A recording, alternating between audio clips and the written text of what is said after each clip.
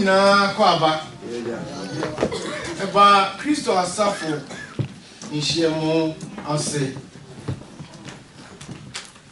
mo bebre bia enene de edi kan a mo ba Beni Church of Christ for asom sadi eto nyume sa na eto no da twene ni ha ebia de wohu asa ebia nyamsom de ene twene dabi onyakopon ede ne som ebaaye no na twene nka ho twene one of the additions onipa I introduce nyamsom mo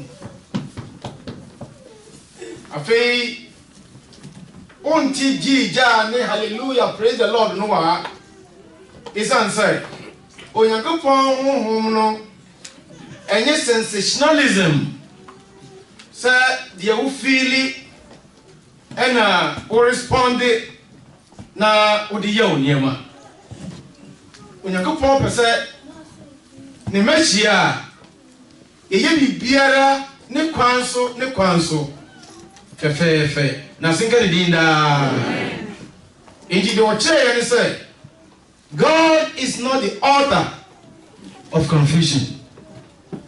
Say we kasa we efras ya no we dase na we tumri kafa onyakopon som no on pesa so we honhom a ordinary manipa one of the qualities and the fruits of the spirit a gentleness.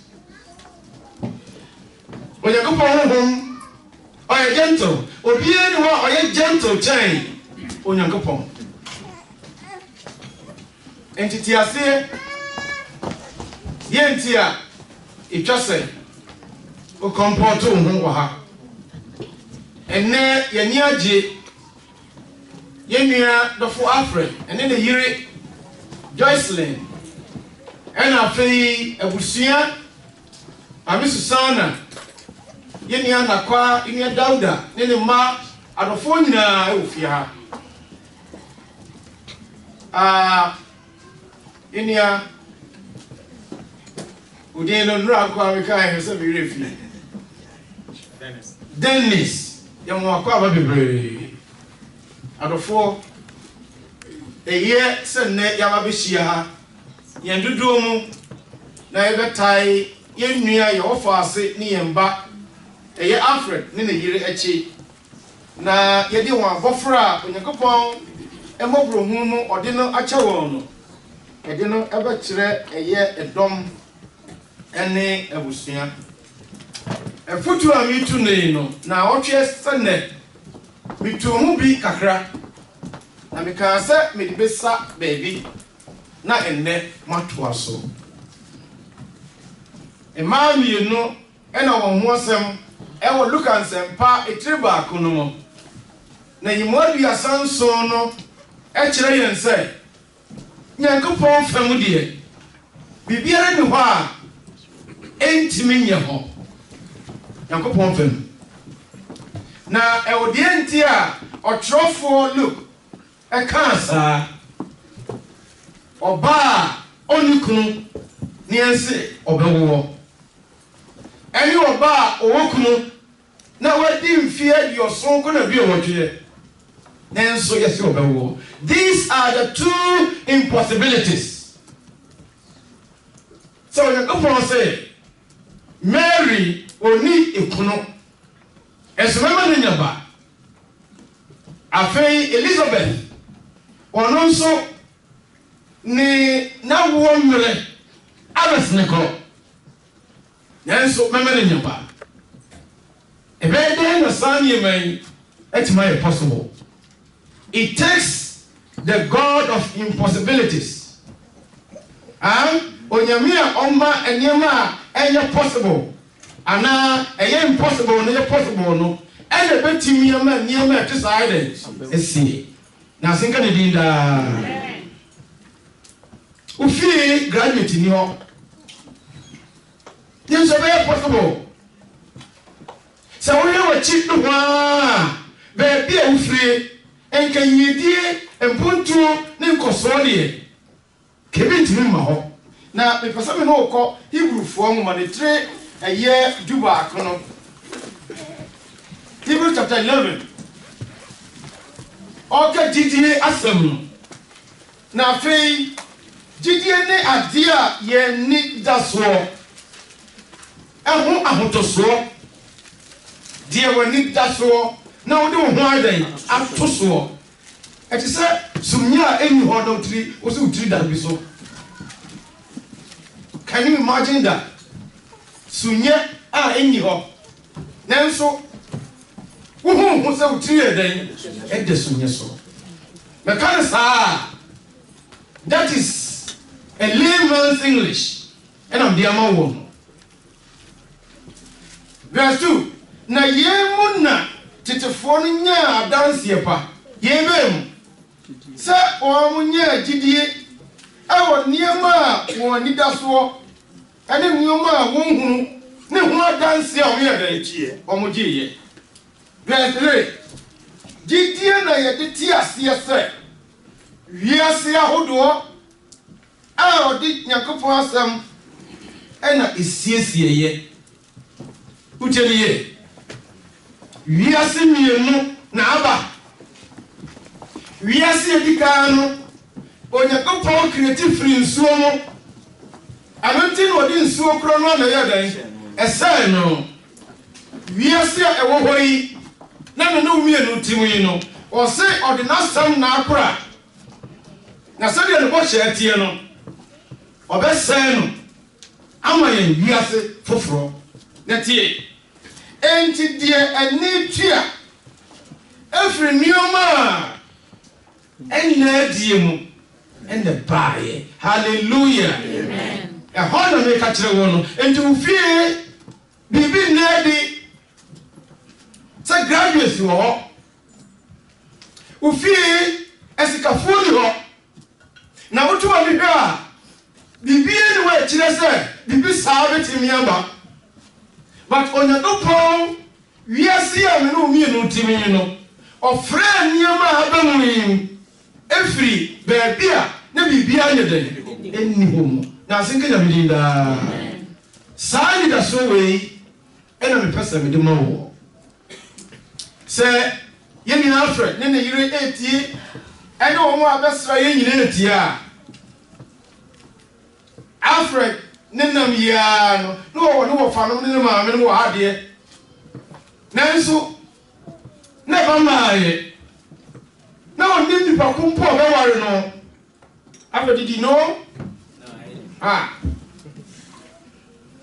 but a many we dro no you won wan so ba bia ba okwan mu na nsam ye rupe I do and then na kola da won on tem na sinke nyame din da na ni ho saa enra Alfred enimu du kwa na ni ho saa so be your father so be your ba no be ye obenya yire fefese say your situation tie biara Onyankopon be sesa no enye sa de tie yira na me chro di na be ye ama Nyankopon no a bibiara nye le yonna no se be bia ebi nie no otiri ma bi ede eba ho na de wo ho so oni firi ho no di na be ye ama Onyankopon ne impossibilities no abe possible ide ama wo Jesus so timi adi na ye na no mi frasie se mi showcase e man mi no Elizabeth and Mary dear one situation no onyame etern no a free impossibility ebe ye possibility no dear Onyankopon ho a e ma dear ye impossible no ebe ye possible. God doesn't just bless Onyankopon onshira keke odikai asowre odikai ekariu sa niema no obetumi sa odi fawo so a ebegina ebeye nothing ye. Psalm 127 say, children are an heritage. In Koda, aye japadia onyame dima. Enti enye by accident. Ena wa wo meyi a wo yi. Onyankopon nim sa wo. So fie na plan bisa obesua no a obetumi aden ahwe no. Nothing ye. Bibi biara eye opportunity biara no, it comes with the responsibility. Eti Onyankopon ema ba onye odia oyo no Onyankopon dia a obebu ho dia ban akonta obebu ho akonta eti hweniye eniema ebebu ho akonta bie ene yema atare awo mpabo awo opportunity awo sika awo ene akwanya yi awanya se oba America yi enya wa wonti na wa Onyankopon wa ba ha sei se yo Joseph di ni nuanum je bai e kan ekotra hefa Egypt no eye won daache ene won marion ti no Sarah ena won so America yi awo hai eye nuanum bentia ti hweye ena won tupunu hweye ena ama kwanko yese there has been a drought of people who can go to America. Said drought basi ewo busia no nipa bia fifiri wa tibrem. Ya me kai won say Onyankopon everything ama the impossible no abe possible. But we will answer. Now no need the carry. One of the very options Onyankopon edishe and sana wa be working sa impossibility no e wo fam dia me kai ni say Onyankopon yes dia ne the money pa won mo ye righteous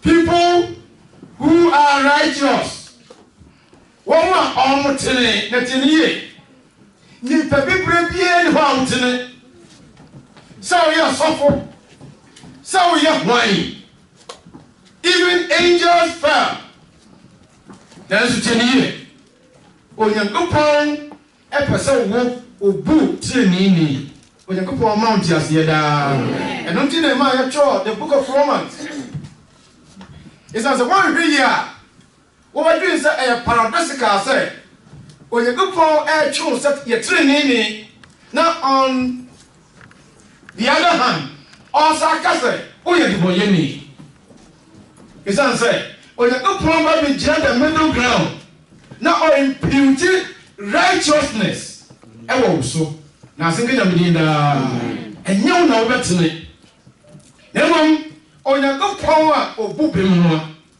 Onyankopon na bebubem Onyankopon na bebu trinini enti trinini a meye no start say meji ye brade Yesu Kristo island edi that is the beginning point amen trinini dia kenyinara God imputes it Onyankopon kai di gumiso nyesa mi mono me wadia me ye a chesa metene but in do I may try some Kristo ni mesro no me gina samwadi me tuma na mo say ye fata no Onyankopon e be hu mi say metene no beboa me de na ye hwe eye won a Onyankopon betimi aye ne miracles aye impossibilities e wo sa oni no so no eye ni pa or ye a person of faith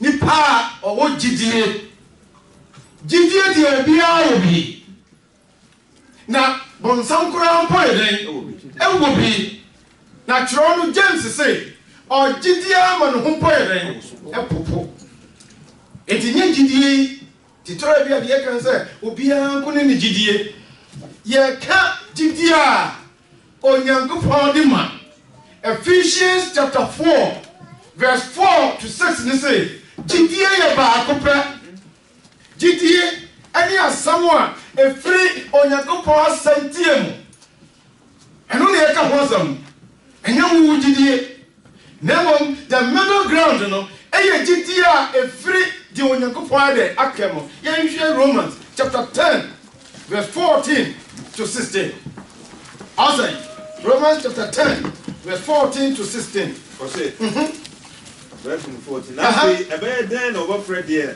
won nyine nue no agi enti Onyankopɔn pɛsɛ ɔboa wo nanso wo nyini ni ansa na wo pɛ ne hɔ mmoa na fe bɛɛ na obɛfiri aseɛ abɔ no Onyankopɔn din kɔso nanso ebe den na obagye de won te no ho asɛm no adi na fe ebe den na obi a wo te ne ho asɛm da no all of a sudden afi obɛfiri aseɛ na wagye ne ho wagye na adan adi kɔso nanso sɛ ɔsankafo ani hɔ a enti saa asɛm yi a ɛbɛma wagye obi adie no efiri nkurɔfoɔ bi ayɛ fra wɔn asɛmpakamfoɔ wɔn hɔ ɛna Nyankopɔn nka yɛte no saa nkurɔfoɔ yi ɛna ma yɛte Nyame nka Onyankopɔn ma nte aseɛ daa kɔso a ɛbɛyɛ dɛn na wɔbɛteɛ nti sɛ ɔsɛmpaka ni hɔ a Nyame asɛm yɛnte wade asɛ sɛ if there is no preacher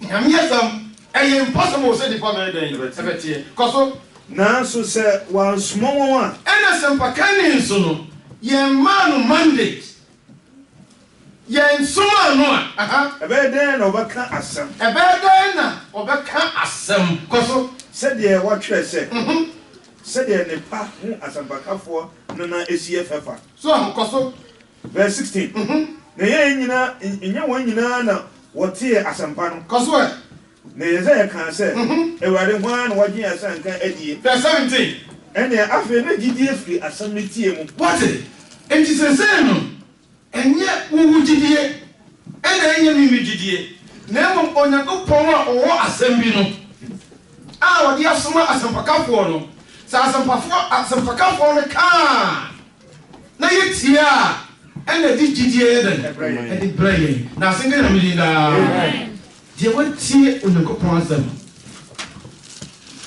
asɛm ɛna de gyidie ɛba ɛno nti ɛna ɔma ɔbɔfoɔ Gabriel bɛkasa kyerɛ Zakaria ɔma ɔbɔfoɔ Gabriel ɛbɛkasa kyerɛ Mary na tie ne yie ɛnɛ yi Onyankopɔn fa soro ɔbɔfoɔ nkasa biem wotie ne yie yɛhwɛ sɛ no kora 2 Corinthians chapter 4 2 Corinthians chapter 4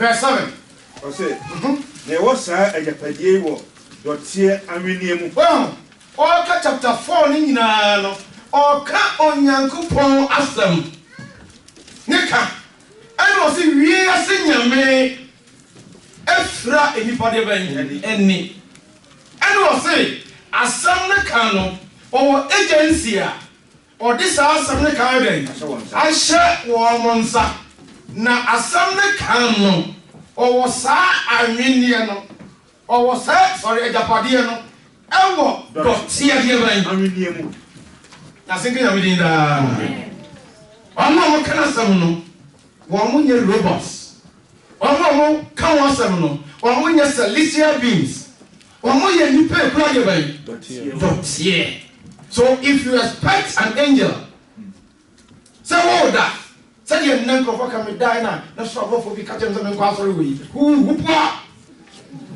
obi biara a ɔbɛka sɛ Nyame ayi akyerɛ me bɔfoɔ bɛka kyerɛ me no Nyankopɔn mmerɛ a ɔde abɔfoɔ kasa no twam so ɔbɛkɔ so ama abɔfoɔ kasa a there is no need for this ɛnnɛ dɔteɛ anwenneɛ ɛte sɛ mmea megyina wɔ anim yi yɛde nɛteɛ na ayɛ me na ɔsɛ me nkasa na ɛdɛn nti woantie a na wo so wopɛ the most opportune time a wobɛhyia so abɔfoɔ amona ka asɛm bi akyerɛ wo a ɛyɛ hui Onyankopɔn ma nte aseɛ daa nti saa mysticism ɛne spiritism ɛne honhomsam no a yɛde abɛhyɛ nyame asɛm no ɛnyɛ ni hɔ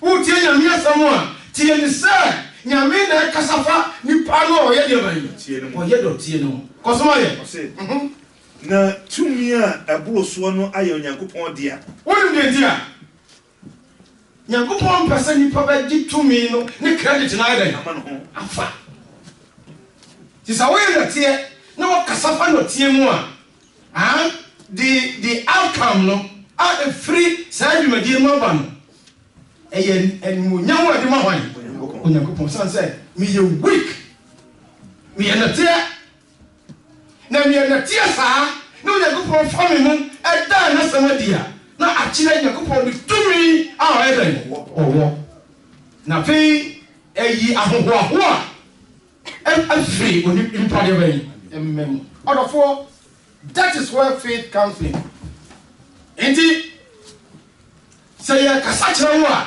wɔnhwɛ yi a wonyini ɔhwɛ yi a wonyini na yɛka kyerɛ Zakaria ɛne ɛyɛ Mary na ɔmo gye ho deɛ bɛn ɛkyinye ɛne yɛ wɔ nipa bebree a wɔn daato esan sɛ like those people no yɛ na wɔn expect miracles wɔn expect special signs bi ansa na wɔn mu sɛ onyankopɔn ne na ɛyɛ ɔteɛ no faith ɛyɛ deɛ wate ɛfiri onyankopɔn hɔ nkwadaa mmienu na wɔn wɔ wiase ɛne yɛ sɛ wɔn nkɔbɔ afɔreɛ Cain and Abel ɔsi Abel afɔreɛ ɛsɔ onyankopɔn ani ɛna Cain deɛ anyɛ dɛn anso n'ani adantia Cain amɔ ne deɛ ɛmfidie mu gyidie mu adantia gyidie ne deɛ onyame aka no ayɛ dɛn wateɛ deɛ kyerɛ sɛ onyankopɔn kyerɛ nkwadaa no mmienu sɛ deɛ esi bɔ afɔreɛ yɛ nkwadaa no yɛka kyerɛ yɛ sɛ ayi Cain de mankani nkɔkɔhwe deɛ ayɛ dɛn ɛnyɛ nokorɛ yifiri wo nti aseɛ ɛwɔ Bible mu sɛ nti ne yɛ baabi biara a onyankopɔn ka sacrifice biara no ɛdimande blood ɛhwehwɛ mogya ɛno nti ɛne onyankopɔn ehunu sɛ wɔn atare mpo a wɔn hyɛ nyɛ no okum aboa mogya mu ɛbɛrɛ a ɔka kyerɛ Abraham sɛ wo mepɛ sɛ wasefoɔ ɛbɛyɛ nipa akɛseɛ na apam wei ɛne twa sɛ wo ne wasefoɔ di soɔ wasefoɔ nyinaa ntwa deɛ bɛn twɛtua ne yɛtwa no mogya agu fam nti wosua Leviticus ɛbɛ nyinaa wohunu sɛ nneɛma a yɛde bɔ afɔre nyinaa yɛ mogya adeɛ ɛna here are two children nkwadaa mmienu ɔmo nkɔbɔ afɔre a Cain sɛ ɔmɛdeɛ deɛ wonim sɛ meyɛ kuani dada mankani na medɔ na mami sa sɛ sɛ ne ɔdɔ mankani ne bayerɛ a na mankani ne bayerɛ nko ana ne ɔdie na ɔtumi kɔ ne nua no ɔkɔgye deɛ bɛn ɔdwan ade nti ɛna nyame aka kyerɛ wɔn sɛ ɔmo nto gyidie ho anamɔn na ɛno deɛ ɔpɛɛ sɛ ɔde deɛ ɔwaa na bɛyɔ yɛmu bebree pɛ sɛ yɛn gyidie a yɛwɔ dada no ara de bɛbrɛ mu wote sɛ Cain abra onyankopɔn asɛm ɛresonate ɛkae wadwene sɛ deɛ mehwehwɛ nie fɛ gyidie yɛ dɛn ɛyɛ ma me sɛ sɛ no ne deɛ mema yɛ dɛn maka onyankopɔn ma ante aseɛ daa Zakaria ɛne Maria yɛ saa they wanted to obey God onyankopɔn ɛhwehwɛ wɔn a ɔbɛgye wɔn na wɔfa wɔn so ama nneɛma ɛtumi abɛm ɛde ama wɔn. No doubt Zechariah and Elizabeth were people of faith. God would not have chosen them to be the parents of the forerunner of Jesus if they were not people of faith. Yesu ba iti yepo bi obi di nanim abekasa bi okwan ma de amano tini mo ha nyina amu wọ́n pa na aka kyẹ́ ní pàṣẹ mpẹ́sẹ́ wọ́n yẹ obi ọ̀kasa mi nyàmé. Engineer wọ́n pa sẹ́ o bom pa ya sa kola we wo de no mamia me mana ye nyame kasamafo Elizabeth de na wo bom pa ye no nye duma bia no no don aba yo na o kin kai Matthew chapter 10 11 and 12 na was it pa mairen awo nyina no obie no wo ye de ban kesi che hwan so duma be no be ye preacher obe papa kwam keke obe kasa say ni pa de be ko Yesu so o de ko mount ase da. However, this incident reveals that one faith does not have to be perfect. Ujiji inisa perfect 100% filled to the brim sana nyamia yusu because onipa on rasa o kan say yome onipa no hwan a obetimi aye perfect so nikunu Zachariah oh hey we dey Gabriel we dey too anya no correct cause me ankasa ade e produce no cry when you go pon mount ya say da therefore we grow in faith but just as we grow in other Christian attributes Zacharias lacked faith when the message was given by the angel when he doubted as a result he was made mute so nyakopon hu say o kasa obe mute o yusu na yusu a obe mo ka wono edan atum enti ye ni ye afei won a onyakopon yusu on people who praise him mo yi na ye oh ye yi nyame aye ya de nyame ase o de woduro ni de woi eyo chen your next door neighbor no chen se na wo ga no what I say ye wo bebre ni o ni aduane ni o but say no we are not content with what we have here Yemenya nanka ya hifo Libya. Odofo omo mu yi Onyankopon aye. Zacharias praised God when he regained his speech. Zacharias praised God while he prophesied concerning his son. Onyankopon aye yi na mtini ye. In this context, Luke chapter 1 verse 68 to 70 no. Prophecy o ma ye no enyi obi bewu. Obi bewu. Afi obi bewu. Afi terrorist beba. Afi o ke kanu mo mura yi sa bibiri. Je se ba ko to flowers maybe as a type of prophecy now eden. Would you be what you say? Oh, you Christian nipa and yet you still believe in those bogus prophecies. Prophecy. What you catch no? Say I one way traffic. Wait, me that say one way traffic. Someone go on here actually wo. Bible prophecy yes on the tear. Me no asem me fa me ho no. Bofo no be ka kire me. No ka kire me say kunsin the message here den. Nti me ni kunsin na two way. Bible mu ye kasa kire Cornelius. Ye yi kire Peter. Any sabe yi kire hwan? Cornelius. Ye kire wo nipa no a obeka asem no ni dini ni a kire wo baby am fie ye located ko empoano Simon enwoma hyen ni fie ban de ban empoano na ko pon kan the exact location nipa na asem fa no ho no baby o tie nyina enye obi be wu Ghana ohine bi be wu enti ampa obi be wu esa o kan. This is not the type of prophecy. Tinye one more prophesy about no. Ye nyada gini ya kai Luke chapter 1 verse 68 to 71. Who say Nyankopon ye yi nwa. Obi be wu ni. Nyankopon mount ya se da. Amen. Nyankopon ye yi ɛna no ɔmo hyɛ ɛwɔ John ho ɛne deɛ wɔba abɛyɛ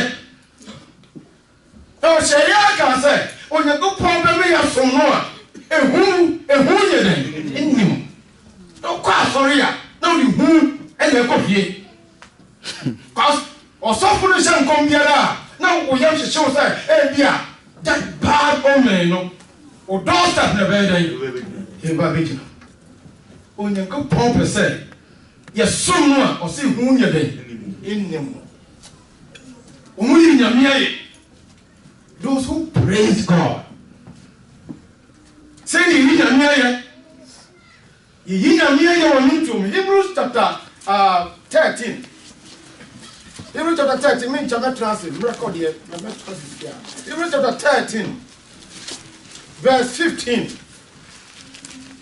enti mama yɛmfa no so ɛmmɔ Nyankopɔn ayi afɔdeɛ daa wate mama yɛmfa Yesu so na yɛmmɔ Nyankopɔn ayi yie deɛ ban afɔdeɛ daa nti sɛ yɛyi nyame ayɛ a ɛyɛ afɔrebɔ nti nie afɔre a yɛde mmoa bɔ no ayɛ na dwuma awie ti bɔ afɔreɛ biara wobɛte bɔ afɔreɛ biara na sɛ pɔsta bi gye sika afɔre ne sika so esi what is it tuwabodo bibi ebeka tuwabodo ngu nsuwa di biara no na kyerɛ sɛ sɔfo bi sika gye ayɛ dɛn banku ya wakama wamadi week no de hyem week man ayɛ wo so seed no kola ni di no mo call lectures no mo di no mo call lectures nyina no ɛno na ɛma na bɛ yɛ scientist no ama na bɛ yɛ medical officer no ama na bɛ yɛ nurse no wo so seed no etinye sika yitio no asɔre asam kra yote abrabwa uboy no de woye biara no you are planting or sowing something in terms na wonni mu a de wokɔ woba woye nyina no you are planting and your sanctifier say there's a time to plant and a time to what to reap or harvest what is planted tiro ukunu moni kono oyire no ma moni kono ye adoye bring families together uye nyina no you are planting something ebe kese e wo dache adentia bibi fiara wo plant bia no wo de bro fu aketwa ba ko na show na wo de bro ba ko se ya e bo ho ya na ba ko pe na wo ho dabe oye ko po mount ya se da tiniye mumma mo ni nyedai o se na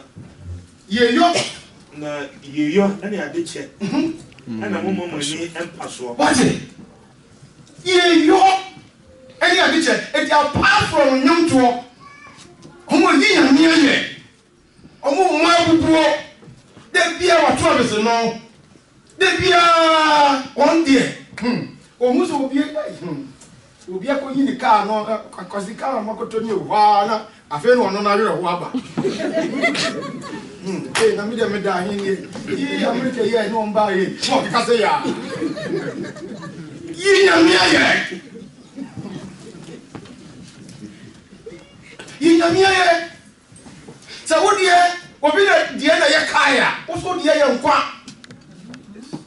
wodie ye nkwa tini bia wu awu ye wodie no o nyare obi ono ho twetwetwetwe di tikura mpai no wala se na ni abiri obi kasa inshira Onyankopɔn de ma sonsonya sonkonson kosoma ye efi se sa forbo no so Nyankopɔn ani ofre chao cha de ese de mai Forbo. nti nyisika yi ma sofo ne fe na you are sowing seed o yi ba afore mo unnia umami awo Ghana wadamfo bi wo Ghana de na oni ti sei wo duru hanu ano no na wo language And me call me by school now. Who share me and you could see us. Yeah, but team now. A lot of new and just brother. This is what I'm also thinking.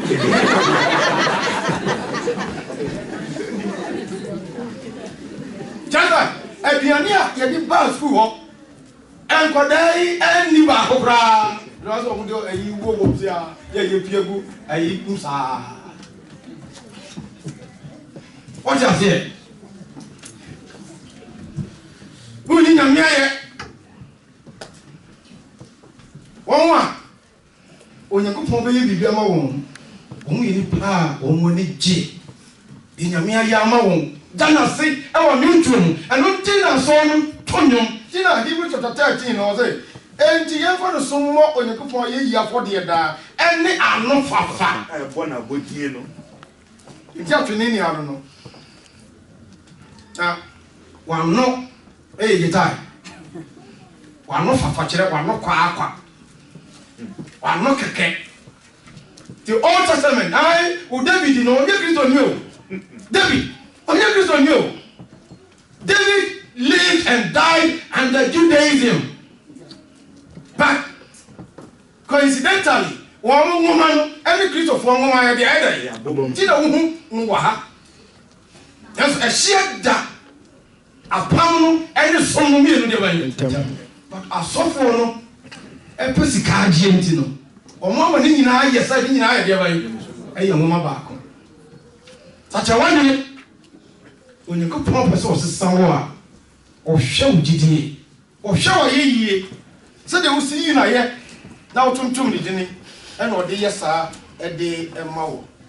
I feel one would do a home nip. His will. You are Bibia. You can pop him. So, no penny, you might be a sort of person. God's will. See the America, a rabbi, the year when you saw an onion and you for me brim. Yeah, sir. One more. A rabbi you saw. Not the year impossible. To me, possible, no. South for no. Mama Pine, Emma Uradi, keep a year. Never cast a trail. Say, Officer, a rabbi, a shower. Na, or did a near man who hear you now the Mawa. It was all any pa, or tene, any pa, or more GD, any pa, or more you could for pay a year. The task may be impossible. But you may be the one through whom God can accomplish an impossible task. Alfred, oh no, the task of child upbringing is very arduous. And so, but God sees you. On some move to me, and I will drop up. I could have a fee and in a mom. And you are the uncle, Mama, sanity. They are very precious. They are gifts from God. Situation biara nso woman. Koda mo ha mo college, mo high school, mo primary school, middle school near the adeno. Mo so an opportunity. Shawodene. See idea and continue to believe in God. Mo professors never catch them say nyame bia no. Bible so okwase so kwase and was in your menu. What I said, come out in the fear. See what prepare for your painting at the wall. To home, come on. As if you knew behind the sea. So I said, why got a bridge and also walk away. Tough, I intend no behind the sea. Sir, young couple board, you really, and walk of winter. And I'll tip or tita or say. Nipa barrier, and who said, I deal with you. Ya maybe or you supernatural, or you're all wise and all knowing, and now betting me a calculative to say, I'm an abba. Nankia heard, Nayasum. It is a only one, only now, on Chasa, you will be a year. I'm not just walk to home in teacher, I don't know, or be on yet. That's our casa. My dear, because of me, and one the buy. And one day, home. To move here, Onyankopɔn be gu ne mind de be aten sa wo pese Ewurade yusu e turn niema around wa brabo wa setena ofie ene onwoma sua mu a the beginning point ni say wo be hunu ni nipa ko oye dey oye ginibi so yo Onyankopɔn ba sacha wadwini ne pa mu ka so yo Onyame ba ne maye mosu o yesa no ni the beginning point no na afefi wo kro no why nipa o yield to his will why nipa o be ko so atena didie mu why nipa o be righteous te wo afi wiase ene mu nyema nyina emu so wo yesa God will make the impossible possible. Amen. Amen.